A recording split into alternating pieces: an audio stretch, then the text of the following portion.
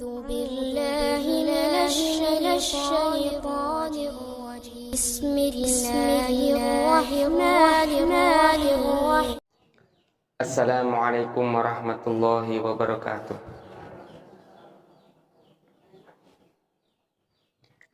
Bismillahirrahmanirrahim. Alhamdulillahilladzi hadana lihadza wa ma kunna linahtadiya laula an hadanallah. Wassalatu wassalamu ala Rasulillah Muhammad ibn Abdillah. Asyhadu an la ilaha illallah wahdahu la syarikalah wa asyhadu anna Muhammadan abduhu wa rasuluh. Allahumma salli wa sallim ala Muhammadin wa ala alihi wa sahbihi ajma'in, amma ba'd. Jamaah kajian Jumat pagi yang kami muliakan, pada kesempatan pagi ini kita akan meneruskan kajian tentang fikih, dan bab yang akan kita bahas adalah tentang kurban dan akikah. Walaupun saat ini bukan bulannya kurban dan akikah, tapi kebetulan babnya yang kita bahas adalah tentang itu, sehingga saya mengikuti urutan kitabnya saja.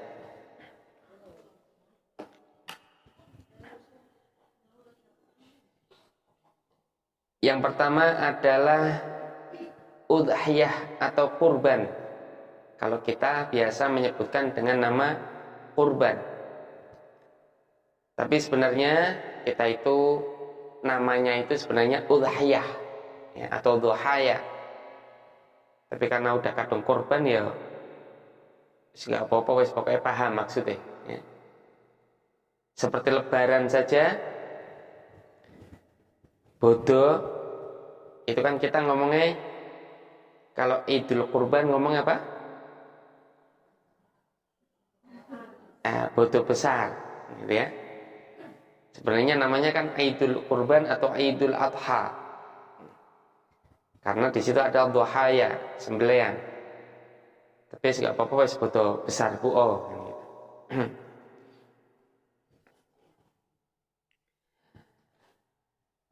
Yang dimaksud kurban itu pengertiannya adalah hewan baik unta, kambing maupun sapi yang disembelih pada hari Idul Kurban dan hari-hari tasyrik karena untuk mendekatkan diri kepada Allah. Itu namanya kurban. Jadi kurban itu artinya mendekatkan diri kepada Allah. Makanya orang yang kurban itu adalah salah satu ciri orang yang ingin mendekatkan diri kepada Allah.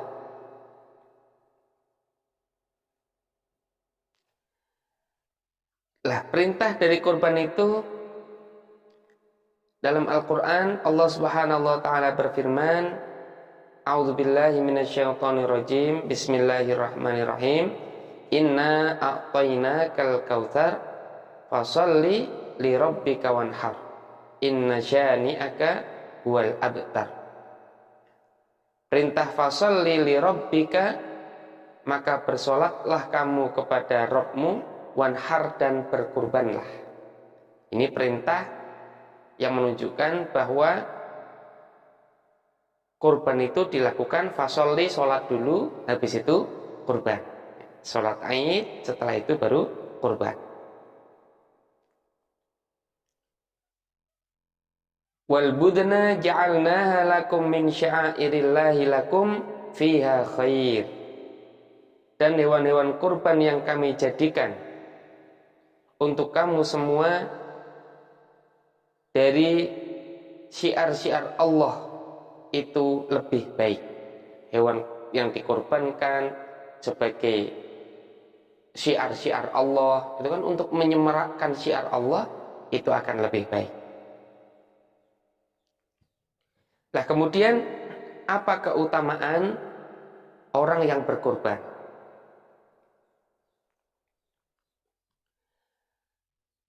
Dari hadis Aisyah yang diriwayatkan oleh Imam Tirmidzi bahwasanya Rasulullah Shallallahu Alaihi Wasallam bersabda, "Ma amila adamiyun min amali yaumin nahri ahabbu ilallahi min ihraqid dam."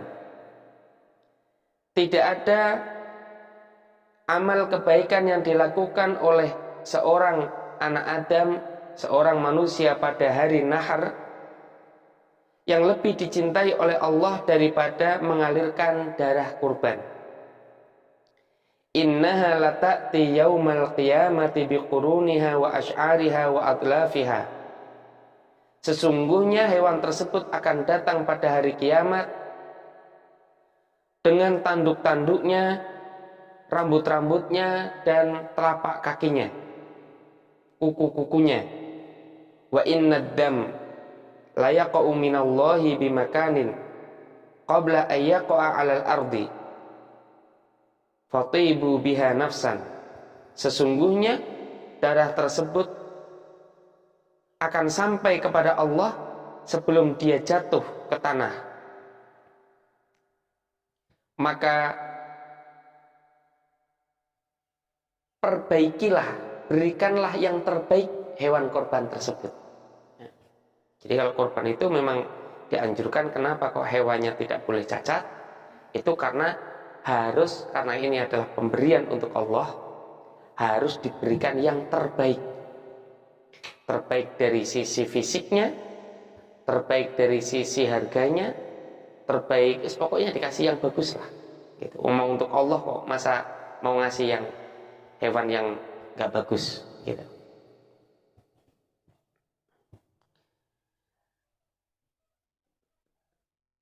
Lah hukum orang yang berkorban itu adalah sunnah muakkad. Karena tidak ada kewajiban harta yang harus diberikan kecuali zakat. Lah selain zakat, ya berarti nggak ada yang wajib. Mengeluarkan harta itu selain zakat tidak ada yang wajib, termasuk mengeluarkan harta untuk berkorban. Makanya hukumnya sunnah. Nah, karena Rasulullah menekankan hal tersebut, maka sunnahnya jadi sunnah muakkadah. Sunnah muakkadah itu sunnah yang sangat ditekankan oleh Rasulullah.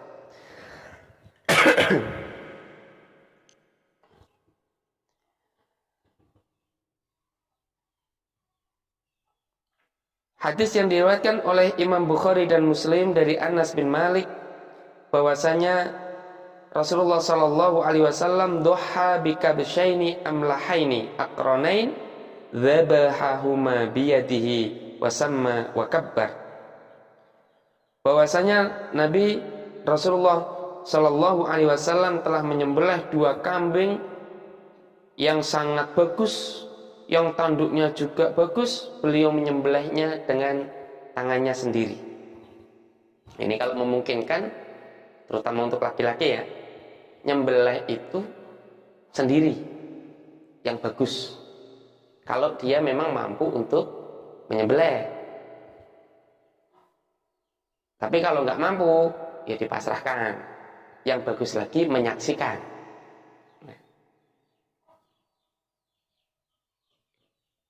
Nanti sambil membaca inna sholati wa nusuki wa mahyaya wa mati lillahi rabbil alamin. La syarika lahu wa bidzalika umirtu wa ana minal muslimin. Itu kalau yang menyaksikan. Makanya Ibu Aisyah radhiyallahu anha dulu ketika mau korban, Rasulullah dipanggil, sini, ambilkan pesonya, saksikan dan kamu baca seperti tadi itu. Makanya kalau saya sering bilang sama panitia yang korban di masjid itu, kalau barangkali ada yang mau nyembelih sendiri, berikan kesempatan. Biar dia nyembelih sendiri. Yang penting panitia memfasilitasi saja.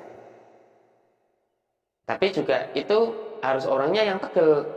Karena kalau nyembelih orangnya nggak tegel, itu nanti berbahaya. Baru ditempelkan, pesonya dilepas. Nah itu nanti jadi nggak sah. Ya, karena dia orangnya nggak teganan misalnya gitu. Kayak harus ditanya, sama tega nggak? tega, benar, ya, ayo sebelah, di gini gitu ya. Ada yang pas disembelih begini, darahnya memancar, terus dianya kaget, mencolot sekalian. Ya kalau memang kira-kira nggak mampu jangan. Tapi kalau memang tegel, bagus, nggak apa-apa. Gitu. Yang penting kita memberikan kesempatan biar orang itu bisa menjalankan sunnah dengan baik. Lah, orang yang akan melaksanakan kurban itu yang bagus, ya,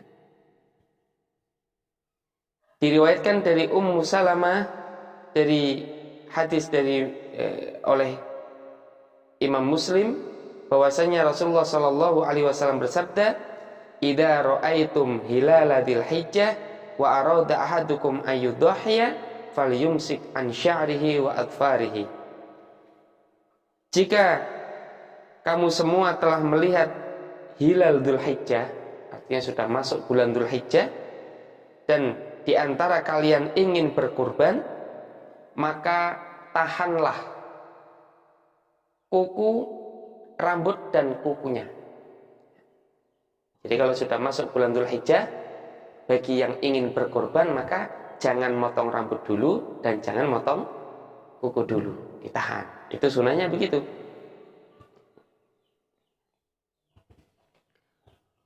Lah tapi kalau memang sudah kadung potong kuku, tadi ini kan nggak niat korban, nggak niat korban, kayaknya tahun ini saya nggak korban ini. Ya biasa ya, rambut dipotong ya potong, kukunya dipotong, potong gitu ya. Pas hari Ibu Tarwiyah, tanggal 8 itu ya, atau hari Arafah, tiba-tiba dilalah dapat uang gitu ya. Akhirnya alhamdulillah ini saya dapat uang. Lah korban saya mau beli kambing buah, boleh nggak? Boleh. Jangan bilang saya udah kadung motong kuku kok, ya berarti nggak boleh korban. Nggak apa-apa ya. Itu kan afdal bagi orang yang sudah niat dari awal.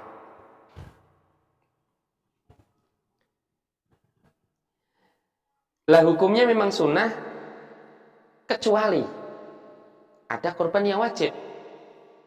Yang pertama, ayam daroha liqauli Rasulillah Shallallahu Alaihi Wasallam. Pertama, kecuali orang yang sudah nadar. Nadar itu janji.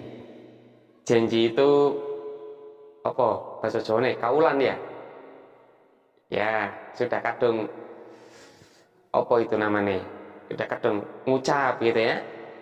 Man nadara ayyuti Allah falyuti'hu. Barang siapa yang bernadar untuk taat kepada Allah, maka patuhilah.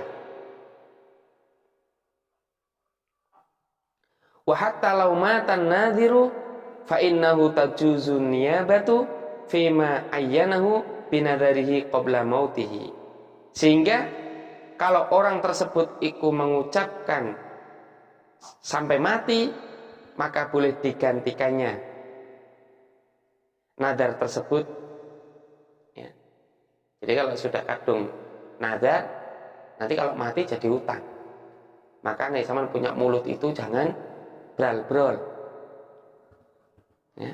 Bayana ae ngomong engko tenang gitu ya.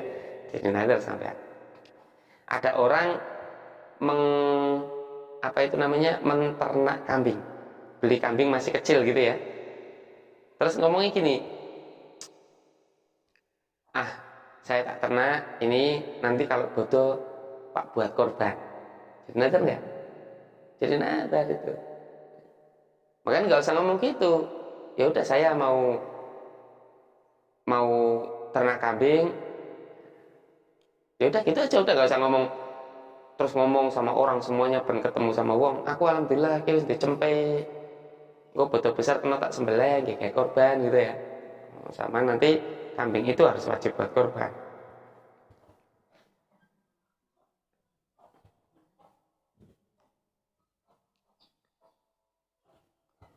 Ya nadar apa saja sebenarnya, bukan hanya nadar korban. Tapi kalau sudah kadung nadar, hukum yang sunnah itu jadi wajib. Semua baik itu sesuatu yang sunnah atau sesuatu yang mubah. Kalau sudah kadung nazar nanti jadi wajib. Tapi kalau yang haram itu tidak boleh dipenuhi. Janji atau nazar tapi sesuatu nazarnya itu adalah sesuatu yang haram. Contohnya gimana itu? Saya kok susah mencari nazar yang haram itu. Mau naik kuda ke pasar, kan nggak, naik kuda kan nggak haram. Yang haram lah, yang nazarnya itu haram. Ada orang sakit nggak sembuh-sembuh biasanya kan? Nah, sakit nggak sembuh-sembuh, terus dipoyoi, sampean sakit kok kita biasanya umurnya cendek yuk. Sampean kemutan sama yang ngomong. Iya, nek aku mari, aku tak tekor sama tak nempel sampai telu kiwa tangan. Biasanya begitu ya.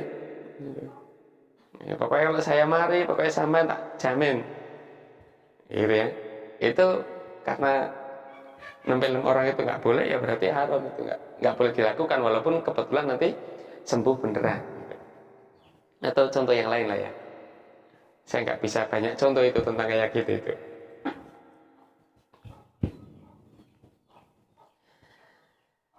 Kemudian apa hikmahnya orang kok disuruh berkorban? Hikmahnya banyak sekali. Yang pertama karena itu adalah menghidupkan ajaran Nabi Ibrahim alaihissalam. Dulu kisahnya Nabi Ismail itu ya. Kemudian itu juga salah satu bukti sosial agama kita. Bahwa orang Islam itu memang berusaha untuk bisa saling memberi dan saling berbagi. Karena tidak semua orang itu bisa makan daging. Atau daging itu menjadi sesuatu yang istimewa. Ya walaupun ada orang yang biasa makan daging sampai melelap ya. Tapi kan banyak juga saudara-saudara kita yang makan daging itu sesuatu yang wong mangan dagingku hampir nggak pernah. Kalau gue mangannya bakso. Jadi kepingin mangan daging mangannya bakso pelayan gitu ya. Jadi makan daging murni itu hampir jarang karena tidak mampu untuk membeli barangkali. Ya itulah. Itu terus yang selanjutnya juga ini termasuk bahwa Islam itu memperhatikan gizi. Orang Islam itu, orang kalau jarang makan daging kan orangnya agak lemes, kurang semangat kan gitu ya. Makanya sahabat Ali radhiyallahu an, beliau itu makanan paling suka itu adalah daging. Ada satu makalah beliau itu yang disebutkan begini, uhibbul lahma wa uhibbu idkhalul laham ila laham. Ini agak sedikit. Saya suka makan daging dan saya suka masukkan daging ke dalam daging gitu. Pikir dewe ya. Itu sahabat Ali yang ngomong katanya.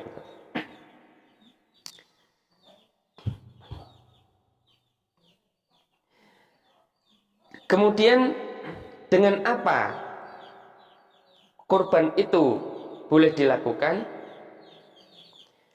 Kurban boleh dilakukan yang pertama minal ibili dengan onta, wal baqari dengan sapi, wal ghanami dan dengan kambing.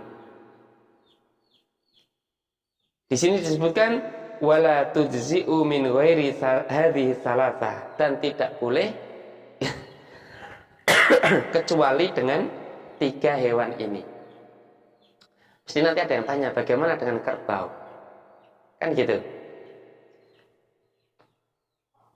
Ulama Asy-Syafi'iyah itu mengkiaskan karena sapi itu sejenis dengan kerbau, makanya kerbau diperbolehkan. Tapi menurut hemat saya, karena ini adalah masalah ibadah, jangan nyari yang berisiko. Cari saja yang sudah pasti. Soalnya di sini ada namanya kerbau. Di tempat lain saya pernah tahu ada yang namanya hewan mirip seperti kambing, seperti kerbau, mirip seperti kerbau, tapi hidungnya itu mirip seperti kayak gajah itu. ada talinya tapi pendek, tapi besarnya sekerbau juga. Namanya kalau nggak salah itu anoa apa itu. Bukan badak, kalau badak kan itu. Ya. Nanti ada orang yang di daerah-daerah pedalaman sana itu, nanti ada yang tanya lagi, bagaimana kalau kurban dengan kijang gitu, boleh nggak? Ya, kijang kan mirip sama kambing, malah lebih mahal bisa jadi. Nanti lama-lama dikiaskan lagi, bagaimana kalau kurban dengan kancil, ya kan? Nanti misalnya, kancil boleh nggak apa-apa. Nanti lama-lama bagaimana dengan kelinci? Nanti tambah cilik nggak mengkeret.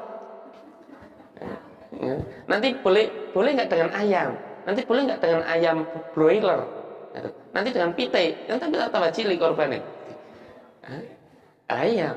Makanya udahlah, korban itu sama pilih salah satu. Kalau unta di sini nggak ada ya, udah dengan sapi atau dengan kambing, udah itu. Nggak usah pakai yang resiko lain-lain, ya. Takutnya udah kadang korban nanti malah justru nggak diterima. Daripada kita nggak tahu diterima apa enggak, ya kita yang pasti aja diterima. Aja, ya.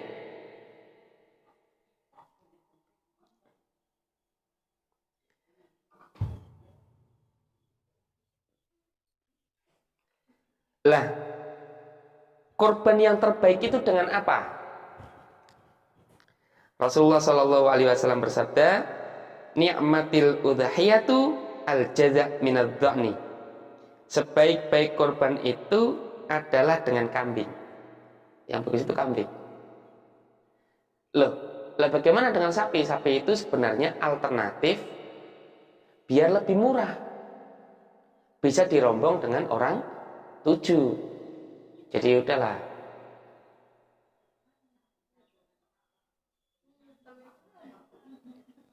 Yang ya nanti gini, Saman ada yang tanya, bagaimana kalau sapi satu orang satu? Sama tak balik, bagaimana kalau kambing satu untuk anak sekelas? Ya kan ada kan anak-anak kecil sekolah, terus rombongan ayo, rombongan, habis rombongan dikumpulkan dapat uang, kira-kira bisa beli kambing satu, terus pas Idul Adha dikorbankan. Gimana itu? Itu namanya bukan kurban, itu namanya latihan. Korban ya untuk latih anak-anak kan, itu begitu ya. Makanya hukum itu jangan dibolak-balik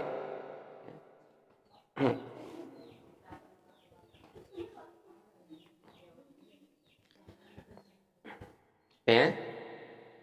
Kemudian hewan yang bagaimana yang tidak boleh digunakan untuk kurban.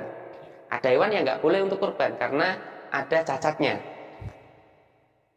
Karena syarat kurban itu harus hewan yang memang benar-benar sehat, harus benar-benar mulus. Yang pertama yang nggak boleh itu adalah al-maridhatul bayyinu maraduha. Hewan yang sakit dan jelas-jelas tampak sakit. Ya, sakitnya tampak. Misal hewan kok ngendang keluk terus, kepalanya ke bawah terus, ini diangkat kepalanya gini lagi, gitu ya.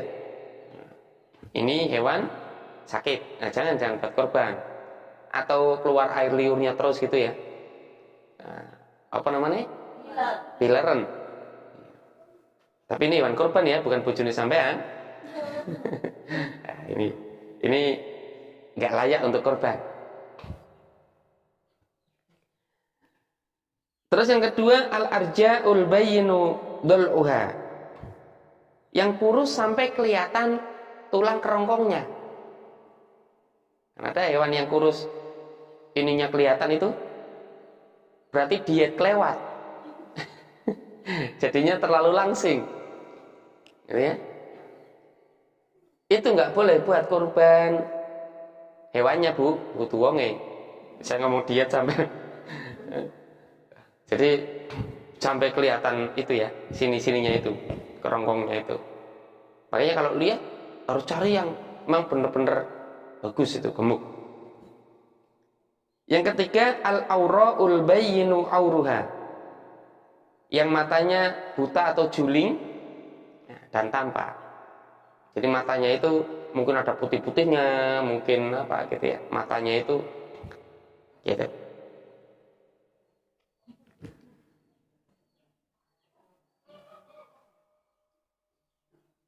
Yang keempat al-ajfa, kering. Ya tadi itu ya, al-ajfa kering. Al-arja itu yang tekor, yang apa?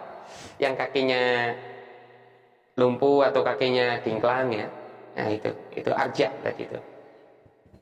Kalau al-ajfa itu yang kering, yang diet kelewatan itu. Lah 4 hewan yang seperti itu yang tidak boleh. Kenapa? Karena dia tidak sempurna seutuhnya sebagai hewan. Nah, termasuk ada hewan yang kupingnya terpotong. Kalau terpotong nggak boleh, tapi kalau sobek-sobek dikit karena habis di apa itu, kan kadang ada yang di staples itu ya, sampai akhirnya sobek, itu masih nggak apa-apa. Atau kalau hewan-hewan itu kan suka distempel itu pakai besi panas, pakai apa itu. Yang penting keutuhan hewannya itu masih utuh, ya nggak masalah. Tidak mengurangi kapasitas atau kualitas daging dari hewan tersebut.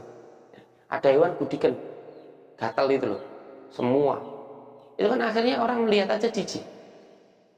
Itu nanti nggak sah untuk korban. Nah, kemudian kapan waktu korban itu? Wa yustaratu fil udhiyati alla tudbaha illa ba'da tulu'i syamsi min yaumil 'id. Dan disyaratkan dalam kurban itu tidak disembelih kecuali setelah terbitnya matahari. Wa yamurru minal waqti qadra ma yusallil 'id.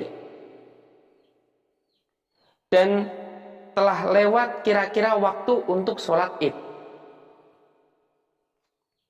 Jadi orang-orang sudah cukup sholat id. Ini misalnya orangnya nggak sholat id pun, itu kira-kira ini udah cukup, ini sholat id jam sekian udah selesai. Nah, berarti baru boleh disembelih. Makanya tidak sah nyembelih kurban kalau dilakukan sebelum sholat id.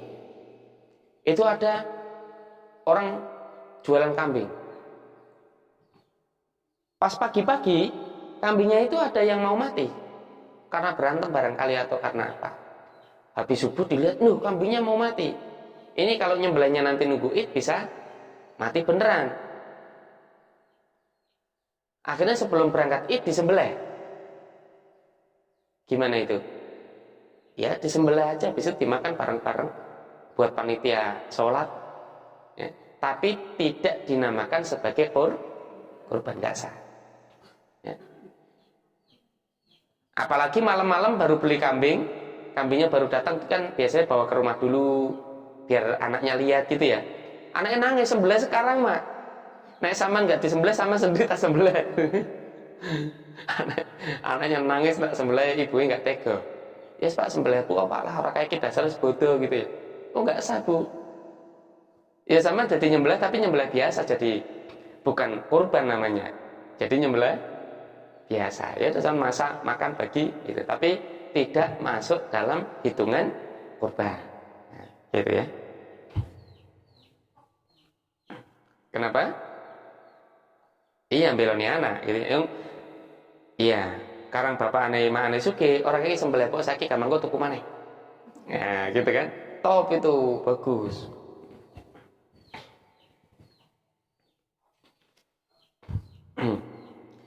Lah makanya orang kalau sholat Idul Adha itu dianjurkan lebih pagi. Karena alasan ini, biar apa? Nyembelihnya lebih pagi. Gitu. Kalau sholatnya agak siang, kalau Idul Fitri kan dianjurkan sholatnya lebih agak siang. Tujuannya apa? Barangkali ada orang yang belum zakat fitrah. Tapi kalau Idul Adha dianjurkan lebih pagi, soalnya barangkali apa? Nah, panitia biar bisa segera nyembelih, ibu-ibu yang sudah pasang sunduk itu sama arengnya ya, biar segera direalisasikan, kan gitu ya. Nah iya wis gawe bumbu, wis gawe sundu, areng wis bakar, daging ora teko-teko. Tekone barasar. Situ nggak makan siang ya. Ya maklum lah wong yang disembelih itu ratusan, mintanya dhisik kabeh. Gitu. Jadi ibu-ibu sing di rumah lagi sih kambing isi tuh sembelih ora ya. Dinteni tekan beduk ora tekan-tekan gitu ya. Situ Bu aja kuwatir gitu. Ora bakal tak diopeni. Cuman ya gitu.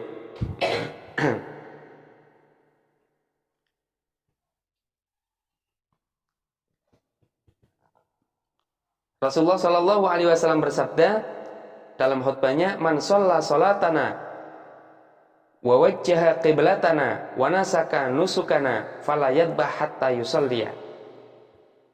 Barang siapa yang sholat seperti sholat kami dan menghadap kiblat seperti kiblat kami dan beribadah seperti ibadah kami, maka janganlah menyembelih kecuali kalau dia sudah sholat Aid. Kalau mau sesuai dengan tuntunan Rasulullah ya begitu.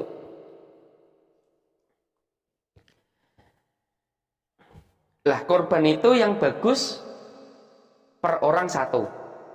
Nah, jadi satu orang satu itu yang bagus. Tapi kalau memang tidak mampu, satu keluarga itu satu. Dapat pahala semua itu. Idza dhahal insanu bisatin minadh awil maiz ajza'at anhu wa an ahli baitihi.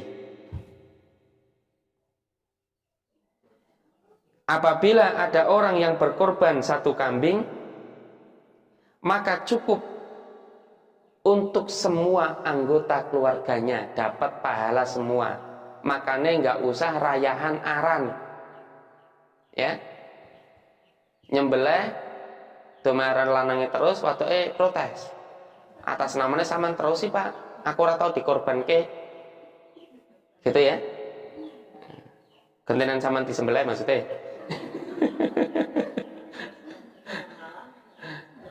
Ya. Sebenarnya pahalanya sudah sama. Kalau kepala keluarganya itu yang nyembelih, istrinya ya dapat, anak-anaknya dapat, bahkan pembantunya itu dapat pahala. Itu gitu. Cuman biasanya wong Jawa kurang bombong nara disebut. Ya kan? Gitu. Kalau suaminya korban terus disebutkan suami lagi di masjid tak diumumkan kan, korban diumumkan, nanti istrinya protes. Nah nama saya nggak pernah disebut ini, gitu. Mangkluran bisa kenal, gitu ya. Padahal secara pahala sudah dapat. Sekarang pilih, mending mana disebut tapi nggak dapat pahala, atau nggak disebut dapat pahala? Disebut dapat pahala. Ini pilihan yang ketiga nggak ada. Sama jangan curang ya. Iya. Nah iya. Biasanya rebutan aran itu. Nah, aran nama itu hanya formalitas ya sebenarnya. Itu sekedar untuk memudahkan panitia biar mudah tahu ini punya siapa. Gitu aja sebenarnya. Soalnya kadang panitia itu bingung, ada kambing disembelih, tinggal satu. Namane ku bocah cilik, atas namane kuwi bapake bukan orang sini. Wis mati maneng. Ya? Gitu ya. Wah, di karo-karo ke ditanya-tanya ke, ini tuh sapa sih yo? Ditanya, ini kambingnya sapa? Sampai siang enggak disembelih itu kambing. Karena lupa ini yang setor dulu namanya siapa, anaknya siapa. Ditanya RT berapa itu, ditanyakan Pak RT ini itu nggak kenal, gitu ya. Ini kan menyulitkan sama panitia, gitu ya. Lah makanya sebenarnya itu nggak apa-apa namanya yang terkenal Bu O. Namanya yang terkenal Bu O, nggak apa-apa, wong pahalanya tetap untuk keluarga tersebut, gitu. Gitu ya.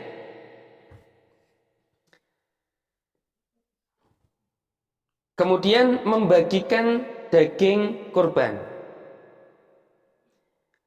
Dianjurkan bagi orang yang berkorban itu membagikan dagingnya juga memakannya. Jadi jangan salah paham kalau orang korban malah nggak makan. Kecuali kalau orangnya yang korban itu adalah korban wajib. Kalau korban sunnah, korban biasa, ya, yang bagus itu malah makan dagingnya itu.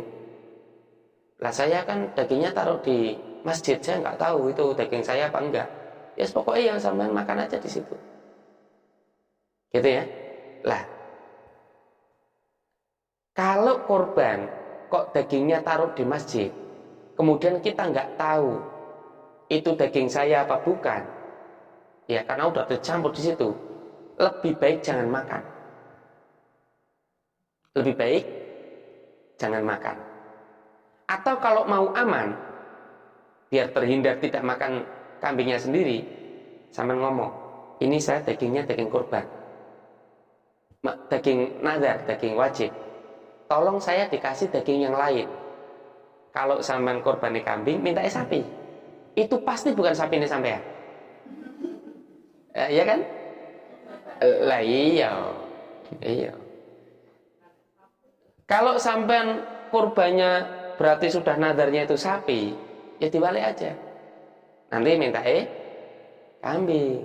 Kan mesti kudu kambingnya sampean. Gitu kan? Nah itu lebih aman itu. Soalnya ini korbannya adalah korban wajib. Lah, panitia mungkin akan kesulitan kalau ada orang yang nadar sebelumnya, misalnya yang korban orang 100, yang nadar orang 10. Aku nadar Kang. Dikita nih, kayak weduse kudu wae mbak kae kudu disilang. Mumet gitu ya. Nah, udah. Berarti disilang aja itu. Biar aman, biar kita tidak makan daging dari korbannya sendiri karena nadar. Itu ya. Yang kalau bisa ya jangan banyak nadar lah. Mumet-mumetin nadar itu. Nah iya, nadar itu bikin susah. Sampan hidup ya susah, sampan mati nyusahkan sing urip. Itu gara-gara nadar, makanya jangan gampang-gampang nadar. Biasanya orang kan wong Jawa ya, sidik-sidik nadar. Padol tanah pe nadar. Kok nek payu ya engko aku tak kuwi gitu bicara. Gitu ya. Anak embriang nadar. Pak vaksin nadar, nek aku untuk nomor 5 mendur gitu ya. Astagfirullahaladzim, gitu kok nadar.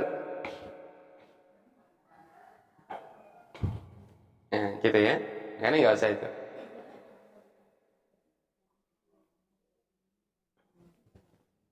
Sudah. Lah, berkaitan dengan nadar juga ada yang namanya akikah. Cuman bedanya kalau nadar sembelihan korban tadi sama akikah. Kalau korban itu wajibnya tiap tahun. Jadi setiap ketemu bulan Dzulhijjah kita sunnah untuk korban. Ketemu bulan Dzulhijjah sunnah untuk berkorban. Jangan berkata saya harus pernah korban. Jangan ya. Jadi korban itu bukan seumur hidup sekali. Yang seumur hidup sekali itu hajinya, Bro. Ya bukan korbannya. Orang kadang salah paham karena dulu mungkin kerungune korban haji gitu ya. Gitu ya. Korban haji itu wajibnya Haji itu wajibnya sekali. Ngertinya korbannya juga sekali. Gitu. Korbannya itu tiap tahun. Setiap kali bertemu dengan Idul Adha, korban kalau kita punya rezeki.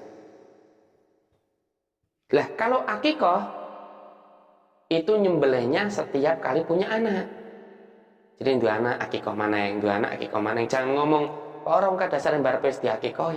Kok mbarepe lagi anak nomor piro sampean? Nomor 7.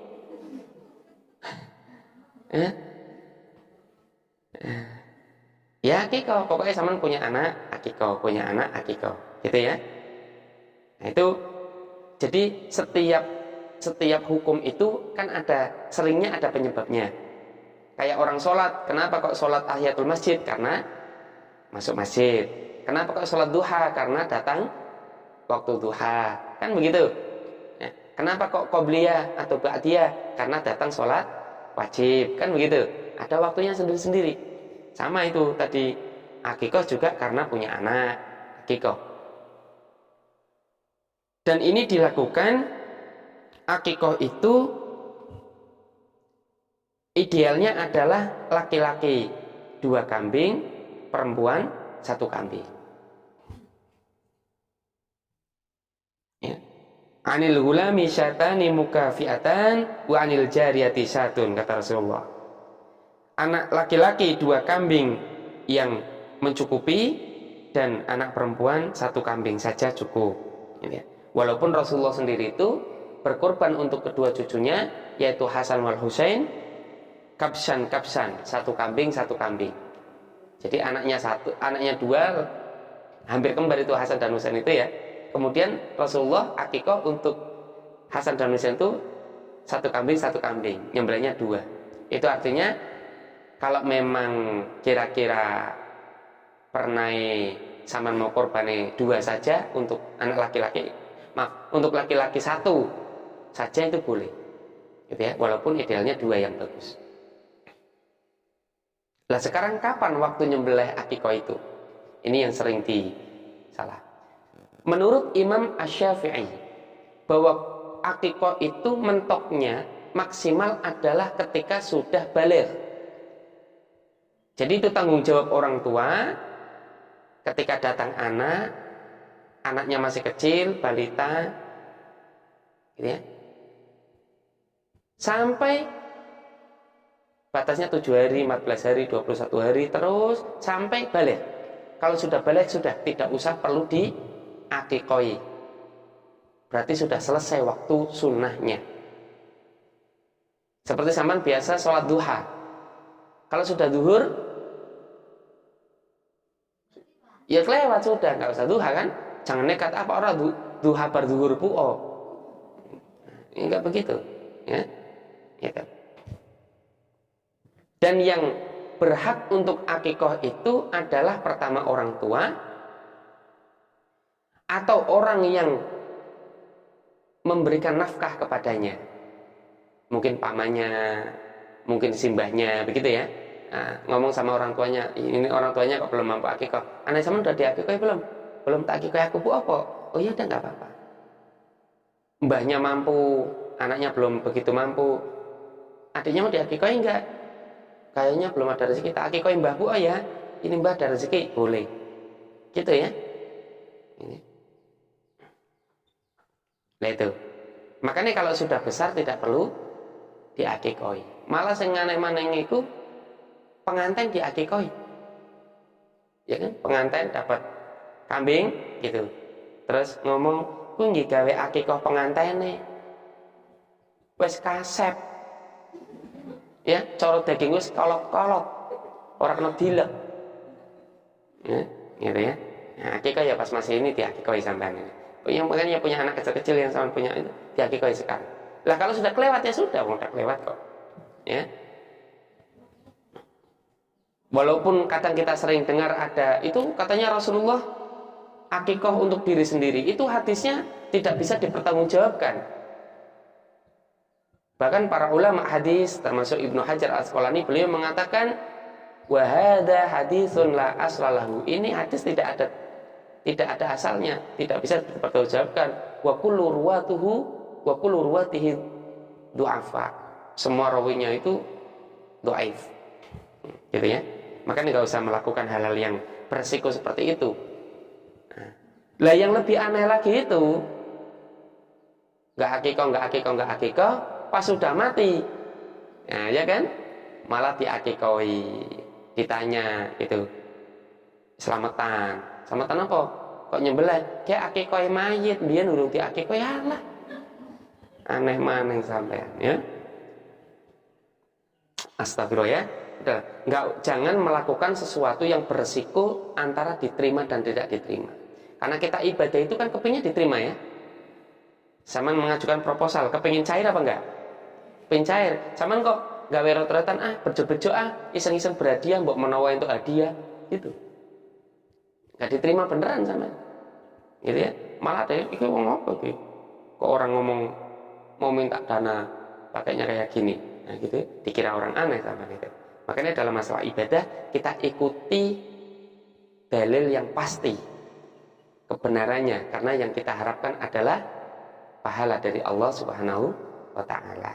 Lah yang memberikan pahala itu yang menunjukkan Ya Rasulullah, tata caranya seperti ini biar kita itu dapat pahala. Seperti kita mau masuk sekolah, kalau mau masuk sebuah lembaga, itu kan kita harus ikut petunjuknya, ya kan?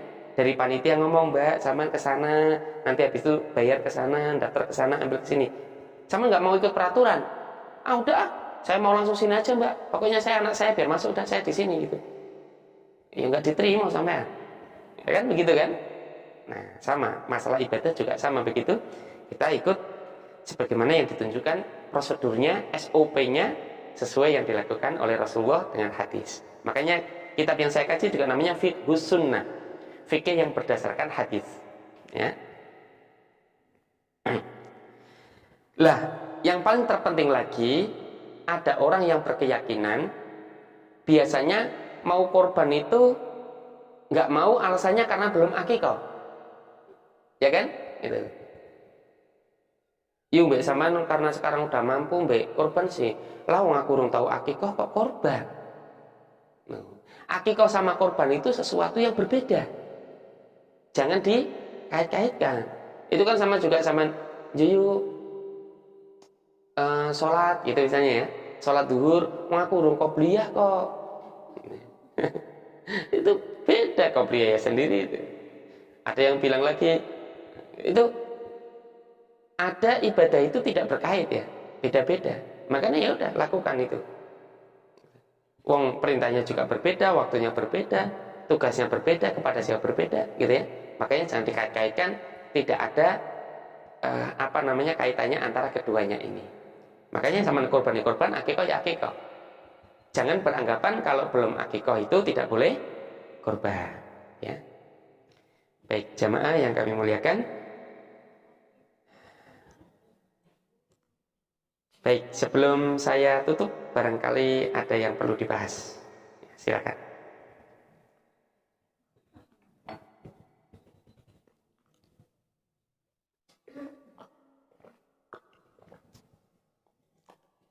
Biasa aja ya ngajinya. Setelah pakai YouTube kok kayaknya tegang sekali ya. Saya mlebu TV aku tok.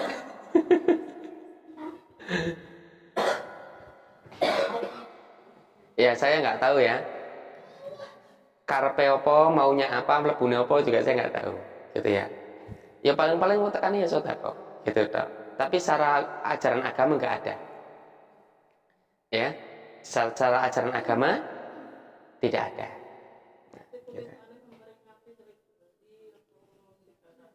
Iya makanya nggak ada, ya. Gitu ya.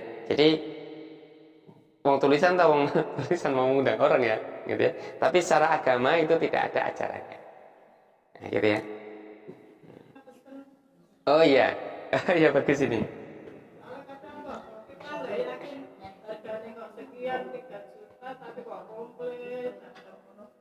Oh iya, iya. Jadi akikah itu yang bagus. Tapi saya lupa belum saya sampaikan benar ini. Terima kasih. Akikah itu yang bagus. Kalau kurban kan yang bagus dibagi secara mentah. Kalau akikah yang bagus dibagi secara matang. Ya. Nah, maaf tadi belum saya sampaikan itu. Kemudian bagus mana dimasak sendiri apa di cateringkan. Ya kan?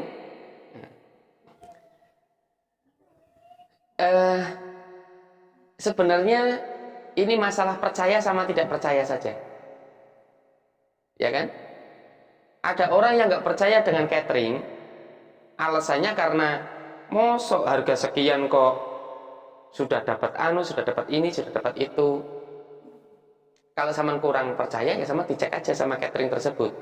Kalau perlu lihat, coba kambingnya yang disembelih kambing seperti apa, gitu ya. Nah, saya kira itu, ya. Saya husnudon ya, berbaik sangka bahwa orang-orang yang bekerja di bidang catering itu juga saya kira sudah mempertanggungjawabkan apa yang dia lakukan. Dan di situ juga diawasi oleh para ustadz, oleh para orang-orang yang berilmu. Insya Allah kecuali ada oknum ya, insya Allah ya sah, tidak masalah. Ya. Kalau masalah oknum tadi mana saja ada, ya. Di segala sesuatu yang bernilai uang itu ada oknumnya pasti, ya. Gitu ya. panitia masjid, barangkali itu juga barangkali bisa ada oknumnya. Di tempat-tempat apa ya ada oknumnya ya. Yang pokoknya kalau ada di situ ada keuntungan ya ada oknumnya. Tapi tidak semua. Saya husnudon itu yang catering akikoh sudah siap antar, tinggal kering dengan harga yang sekian. Ya, saya kira itu sudah sesuai standar. Kalau memang jenengan kurang yakin ya tinggal dicek aja.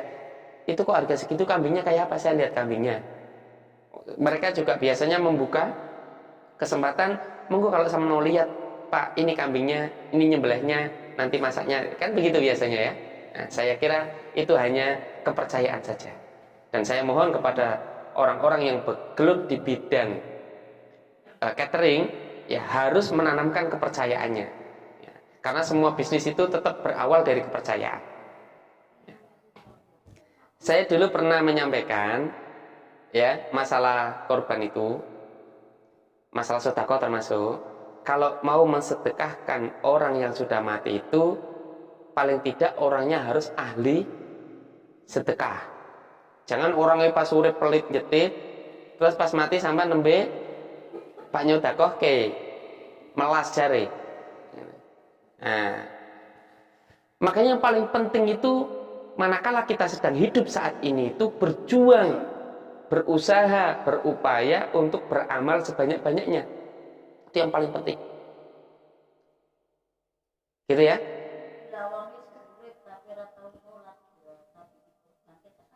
Lah itu masalah kan? Long sholat saja tidak, ngapain sama korban-korban kayak sama? Kalau punya uang, korban untuk sama sendiri. Sama sudah banyak kan pahala? Sama pahalanya udah banyak. Masih kurang pahala nggak? Kurang teo, ayo kita sama mumpung masih hidup itu beramal, berusaha, berupaya sebanyak-banyaknya. Biar nanti ketika kita mati mendapatkan transferan pahala, cetak anak yang soleh, berikan sedekah jariyah, berikan ilmu yang bermanfaat, biar nanti ketika kita mati tetap mendapatkan transferan pahala. Itu yang paling penting. Ya. Ya gitu. Makanya kadang ada orang yang repot, nggak ngurusi dirinya sendiri, malah ngurusi orang sudah mati itu. Setiap manusia itu bertanggung jawab dengan amalnya sendiri-sendiri. Nah, makanya beramal yang bagus sekali. Ya. Kalau anak sama bilangin, nak, nanti kalau saya mati doakan mama ya, tuh biar jadi anak soleh. Iya, kalau akikoh itu batasnya umur kambing yang disembelih itu sama seperti kriterianya sama seperti kambing untuk kurban. Ya, kalau kambing 1 tahun atau sudah ompong, ya, itu kriterianya seperti itu. Kalau sapi masuk umur 2 tahun, ya, udah 2 tahun masih udah 2 tahun masuk berikutnya itu ya. Kalau sapi ya. Terus kemudian apa lagi tadi? Oh iya, pecahannya ya. Nah, bolehkah akikoh rombongan seperti orang kurban? Kan gitu ya? Ya, ya.